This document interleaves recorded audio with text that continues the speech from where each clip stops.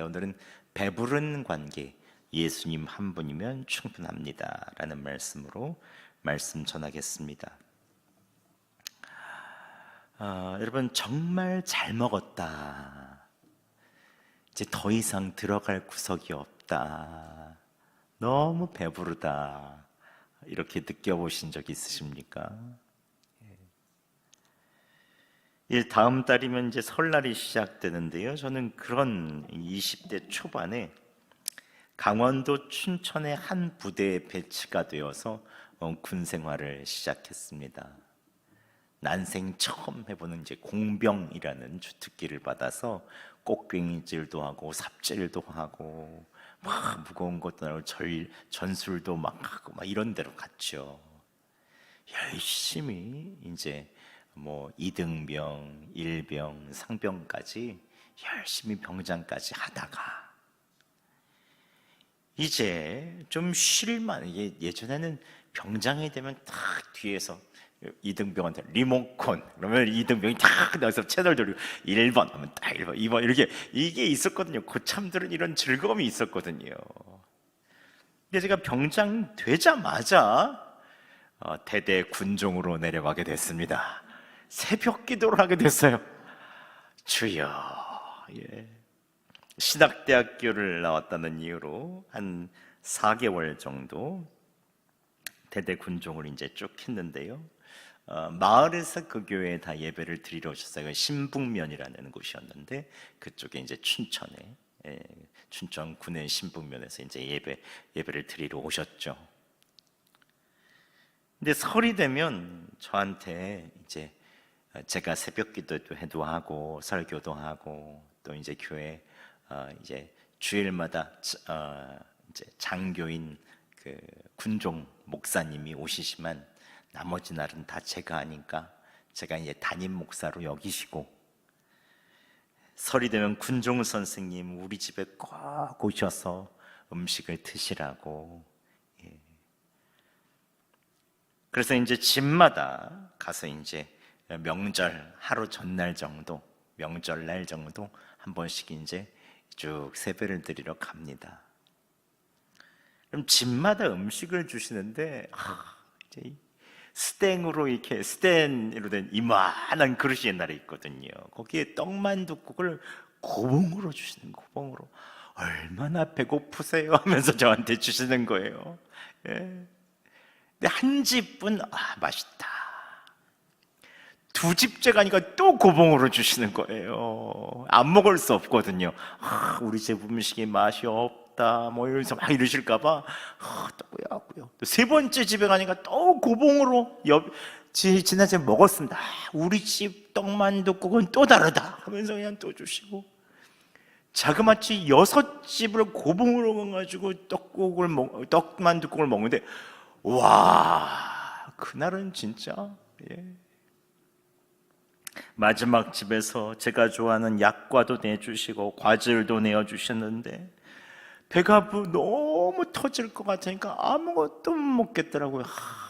너무 싸달라고 해서 싸줘서 이제 그때 갔었는데, 그 배부름이 있으면 다른 게 더 이상 들어갈 수가 없는 거죠. 배부름. 그런데 그 우리의 영혼의 상태도 이와 같습니다. 영혼도 배가 부르면 그 상태로 충분하지만 무언가를 끊임없이 내가 갈구한다는 것은 뭔가 내가 부족하다는 거죠. 사랑을 갈구하게 되면 사랑이 부족하고, 우리의 영혼이 아직 진짜 배부름을 맛보지 못했다는 증거이기도 합니다. 그래서 지난주까지 심령이 가난한 자, 애통하는 자, 온유한 자에 대해서 살펴보면서 왜 이 사람들이 복이 있는가 함께 보았는데요. 오늘은 팔복의 4번째 복부터 6번째 복까지 함께 살펴보도록 하겠습니다. 첫 번째는 의에 줄이고 목마른 자입니다. 함께 6절 말씀 다시 봉독하겠습니다. 시작. 의에 줄이고 목마른 자는 복이 있나니 그들이 배부를 것임이요. 아멘. 그래서 의에 줄이고 목마른 자라고 할 때 의는 무엇입니까? 의는 헬라어로 디카이오스네라고 해서 옳은, 바른을 뜻하는 형용사 디카이오스에서 왔어요. 이 단어는 건축의 수평계가 정확히 수평을 이루는 그 모습, 한쪽에 치우치지 않고 정확할 때 그것을 바로 의롭다라고 말합니다. 즉 하나님의 말씀의 기준에 정확히 맞는 그 상태, 그거를 바로 이 의다라고 말하죠. 그런데 의가 이 디카이오스네가 관계적인 의미로 쓸 때는 주님과의 관계가 회복된 상태로 쓰입니다. 이전에도 말씀드렸듯이 죄가 하마르티아 관역을 벗어난 이 끊어진 상태라면, 하나님과의 관계에서 이탈한 상태라면, 의는 관역에 적중한 것, 이 디카이오스네는 하나님과의 관계가 바르게 정렬된 상태라는 거예요. 즉 의에 줄이고 목마르다라는 것은 지금 내가 하나님과의 있는 올바른 관계에 줄이고 목마른 사람처럼 갈망한다는 거죠. 내가 얼마나 착한가 하는 도덕적인 결백이나 법을 잘 지키는 게 아니라 주님을 원합니다. 주님과 더 친해지고 싶어요. 어떻게 하면 주님을 더욱더 가까이 할 수 있을까요? 주님의 마음을 알고 싶어요. 주님의 성품을 알고 싶어요. 즉 더 가까이 가고 싶어서 갈망하는 것, 이것을 바로 의에 줄이고 목마르다라고 얘기하죠. 즉 생명처럼 여긴다는 것이죠. 줄이고 목마르다는 것은 나의 생명이 그만큼 없어진다는 얘기잖아요. 내가 무언가를 먹어야 그 생명이 이어지는 것이잖아요. 예수님께서는 제자들에게 이렇게 말씀하시는 것입니다. 사막에서 물을 찾는 나그네의 심정으로 하나님을 찾으라. 하나님, 주님과의 관계가 회복되지 않으면 저는 죽습니다라는 이런 심정으로 찾으라는 것입니다. 그럼 배부름, 내 안에 만족이 있을 것이라는 것이죠. 그렇다면 이것은 그리스도인들에게 무엇을 말합니까? 예수님을 찾고 또 찾으라는 것이죠. 여름날에 목말라 물을 찾듯 매 순간 찾고 또 찾으라는 것입니다. 주님 없이는 한순간도 살 수가 없습니다. 일어나고 잠잘 때 매 순간 내 삶의 순간순간을 만날 때마다 주님이 없이는 살 수 없다라는 갈급함으로 나아가는 것이죠. 그러면 예수님 한 분으로 충분한 배부름을 주시겠다는 것입니다. 다른 것이 필요한 것이 없다는 것이죠. 이게 얼마나 역설적인 것입니까? 의에 줄이고 목이 마르면 예수님으로 그 다음에 충분해진다는 것입니다. 다른 것이 필요가 없다는 것이죠. 여러분 오늘 예수님을 갈망하시기 바랍니다. 더 사모하시기 바랍니다. 하나님께서 예수님 한 분으로 배부름 충분하게 하여 주실 것입니다. 예수님께서 이 첫 번째 복부터 네 번째 복까지는 내면의 갈망과 하나님과의 수직적인 관계를 이야기했다면, 이제 다섯 번째 복은 그 은혜가 이웃을 향해서 흘러나가는 수평적인 관계를 말합니다. 이것은 호흡과도 같죠. 우리가 들숨을 쉬면 날숨으로 호흡을 뱉죠. 산소가 들어가서 폐에 들어가서 우리의 혈액 가운데로 들어가면 혈액에 있어서 있는 이 산소를 쓰고 나서 이거에 대한 노폐물인 이산화탄소가 우리 안에 들어오게 됩니다. 맨 처음에 들어갔던 이산화탄소에 있는 공기량은 0.04% 정도 된다고 해요. 근데 그게 한 바퀴 돌고 나면 들숨으로 들어갈 때는 그 정도인데, 날숨으로 나올 때 이산화탄소가 4%에서 5% 된다고 해요. 그러니까 몇백 배에 있어서에 있는 노폐물이 확 들숨으로 나가는 거죠. 이것처럼 의에 줄이고 목마른 자는 하나님의 은혜와 바른 관계를 갈망하여서 이것을 내 안으로 들이시면, 그 안에 의로 내 속이 충분히 채워지면 그 배부름은 자연스럽게 밖으로 내뱉어지게 되는데, 그게 바로 긍휼이라는 거예요. 긍휼. 그런데 왜 우리가 긍휼하지 못할까요? 사람들에 대해서 그렇게 엄격할까요? 잘못이 먼저 보일까요? 좀 덮어주지 못하고 그 부분에 대해서 잘못한 것이 먼저 보일까요? 왜 그런가 하면 나의 의에 배불러 있기 때문입니다. 내가 옳다는 생각, 나는 옳아라는 것 때문에 이 생각에 배부른 사람은 남을 판단하게 되어 있습니다. 근데 나는 부족합니다. 나는 스스로 의로워질 수가 없습니다. 주님의 의가 아니면 살 수가 없습니다. 주님이 내게 충만히 채워주시지 않으면 나는 살 수가 없습니다. 그의 의에 목마른 사람은 나와 같은 연약한 사람을 보면서 긍휼하게 여기게 됩니다. 저도 그렇더라고요. 내 안에 내 기준이나 나의 의가 충만할 때는 주변의 사람들을 바라보거나 또 환경에 있는 내가 서운했던 것만 생각하면 주변 사람들을 불쌍하게 여기거나 긍휼하게 여겨지지가 않더라고요. 그런데 주님과의 관계가 친밀해지고 주님을 더 갈망하고 나의 부족함에 대해서 주님 앞에 고백하기 시작하면 그때부터 사람들이 긍휼하게 여겨지는 거예요.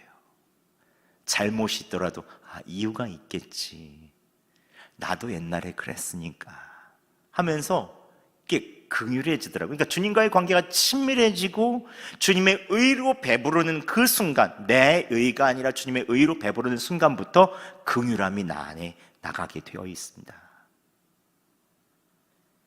우리 함께 7절 말씀 저희가 함께 봉독하겠습니다. 시작. 긍휼히 여기는 자는 복이 있나니 그들이 긍휼히 여김을 받을 것이미요. 아멘. 여기서 긍휼히 여기다라는 말의 뜻의 원어는 스플랑크니조마이라고 해요. 스플랑크니조마이. 여기서 스플랑크라는 것은 우리 창자를 말해요. 창자. 스토먹. 영어로 스토먹에서 나왔거든요. 이게 우리의 창자. 즉 상대방의 고통을 볼 때마다 내 창자가 뒤틀리고 끊어지는 것 같은 깊은 통증, 이걸 느끼는 것이 긍휼히 여기다라는 것이에요. 그냥 동정의 마음을 느끼는 정도가 아니라 상대방의 슬픔을 보고 나서 내 창자가 뒤틀리는 것 같은 아픔이 있고 동감하게 되고 눈물이 나오는 상태, 나도 함께 아파서 견딜 수 없는 상태, 이게 바로 예수님께서 말씀하시는 긍휼이라는 것입니다. 긍휼. 예수님께서 이 땅에 오셔서 병자들과 귀신 들린 자, 연약한 사람들을 보고 가지셨던 마음은 무엇입니까? 마태복음 9장 36절에 예수님의 심정이 나옵니다. 우리 함께 봉독해 보겠습니다. 시작. 무리를 보시고 불쌍히 여기시니 이는 그들이 목자 없는 양과 같이 고생하며 기진함이라. 아멘. 예수님께서 갈릴리 마을을 두루 다니시며 병든 자, 귀신 들린 자, 소외된 자를 보시면서 불쌍히 여기셨다라고 할 때 스플랑크 니조마이를 씁니다. 즉 창자가 끊어지는 것 같은 아픔, 그 사람에 대한 긍휼한 마음을 느끼셨다는 거죠. 이외에도 복음서에서 예수님께서 이들의 믿음을 보고 고치기도 하지만 대부분 많은 병자, 귀신 들린 자, 소외된 자들을 보면서 이들을 불쌍히 여기셨다라고 말씀하고 계세요. 즉 의의 중심이신 예수 그리스도께서 이 땅에서 내려오셨을 때, 사람들을 보셨을 때 이런 긍휼한 마음이 있으셨다는 거죠.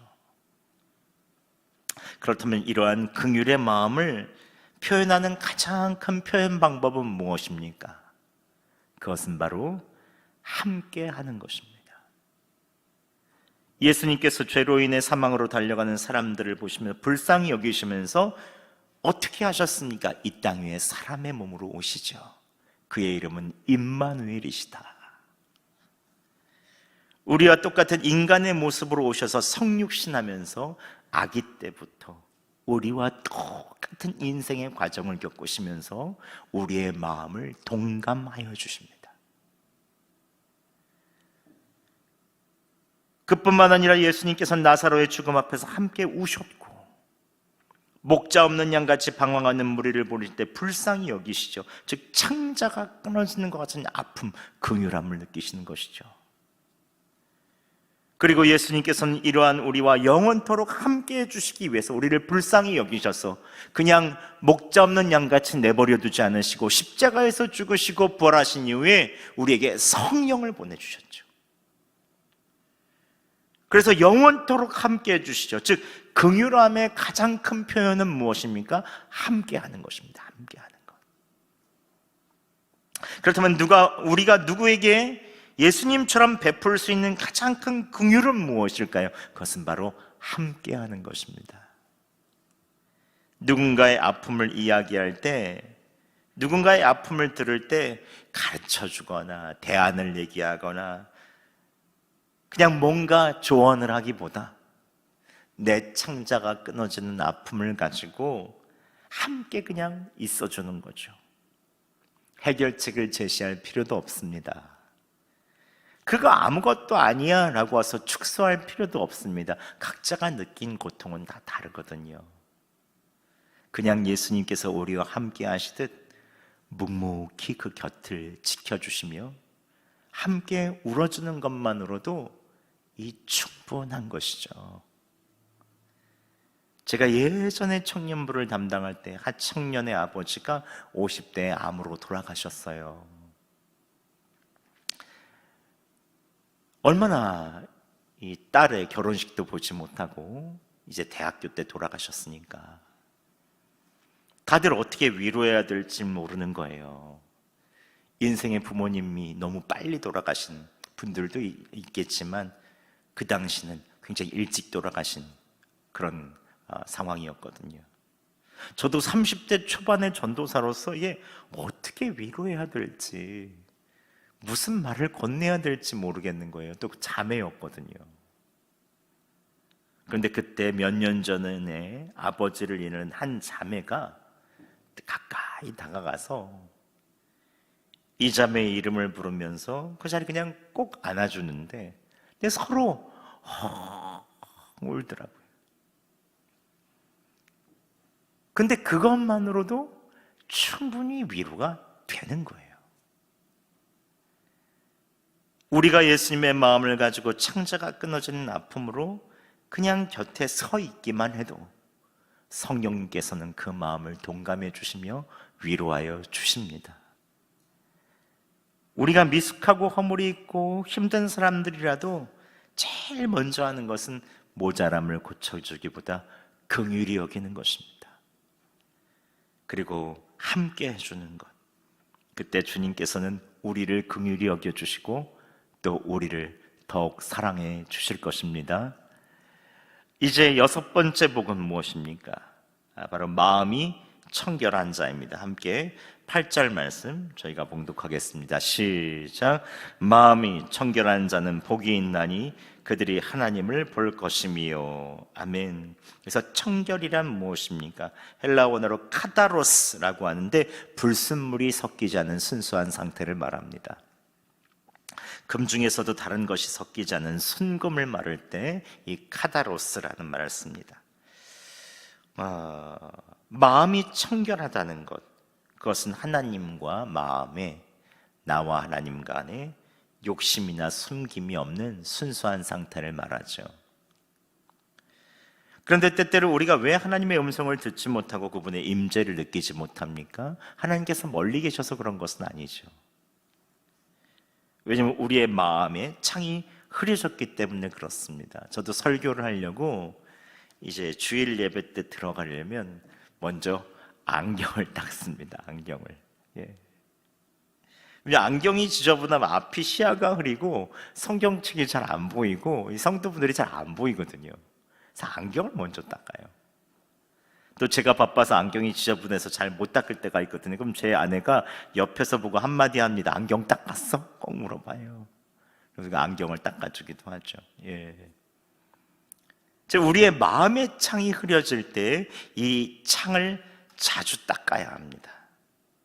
그런데 죄를 회개하고 나서도 꼭 죄책감이라는 감정이 우리의 시야를 가릴 때가 있죠. 뽀얗게 남아있을 때가 있습니다. 욕심을 내려놓았는 줄 알았는데 올라오는 그 욕망들이 있죠. 그러면 우리가 자꾸 하나님을 바라보는 시야를 가리게 합니다. 그럼 자꾸 주님과의 관계가 투명하지 못하고 뭔가 걸림돌이 있는 것 같은 거예요. 이게 반복되면 자꾸만 하나님의 시선을 피하게 되고 그분과의 친밀한 대화보다 나의 죄책감, 염려, 욕망의 지저분함에 신경이 쓰여서 자꾸 소통을 피하고 다른 곳에 집중하게 됩니다. 예수님은 이미 다 용서하시고 나와 함께 하시는데 자꾸 거기로 가기가 싫은 거예요. 무의식적으로 주님과의 더 가까운 관계로 가는 것이 꺼려질 때가 있습니다. 그렇다면 우리가 정결하게 되기 위해서는 어떻게 해야 될까요?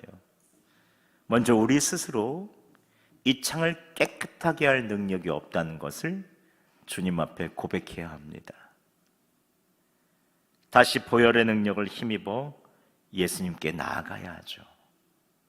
예수 그리스도의 보혈의 능력이 왜 능력이 있습니까? 예수님께서 당신의 하나님의 생명값을 치르셨기 때문에 그렇죠. 세상의 어떤 것도 사람의 죄를 해결할 수 없기 때문에 예수님 당신께서 십자가에 달리셔서 우리 대신 피 흘리심의 값을 치르셨기 때문에 우리가 정결해질 수 있었고, 더러운 것이 씻어지고 지성소에 있는 위에서 아래까지가 쫙 찢어지며 우리가 투명한 관계가, 정결한 관계가 활짝 열리게 된 것입니다. 오직 예수 그리스도의 보혈 덕분에 우리가 온전한 관계를 누릴 수 있게 되는 것이죠. 우리의 죄책감, 과거의 상처, 우리에 있어서는 모든 것을 가리게 하는 주님과의 관계에 있어서는 자꾸 흐리게 하는 것들 가운데는 예수 그리스도의 보혈을 의지하는 것 외에 다른 방법이 없습니다. 여러분, 보혈을 의지하시기 바랍니다. 하나님 아버지께서 우리에게 당신의 얼굴을 보여주실 것입니다. 말씀을 맺겠습니다. 우리는 우리의 의가 되시는 예수님 한 분으로 충분히 배부르죠. 주님, 내가 주님을 갈망합니다. 나에게 전부가 되어주세요. 또 우리는 예수님께 긍휼하심을 받았기 때문에 다른 사람을 긍휼히 여길 수가 있습니다. 나의 의가 충만하지 않고 오직 하나님께서 오는 의가 충만할 때 우리는 다른 사람들을 불쌍히 여길 수가 있죠. 또 예수님의 보혈은 우리의 마음을 충분히 정결케 합니다. 다른 어떤 것으로도 새롭게 할 수가 없죠. 여러분, 매일마다 내 마음을 보혈로 씻고 주님을 바라보시기 바랍니다. 그때 하나님께서 여러분에게 얼굴빛을 비춰주시고 여러분에게 당신의 뜻이 무엇인지 매일마다 인도하여 주실 것입니다.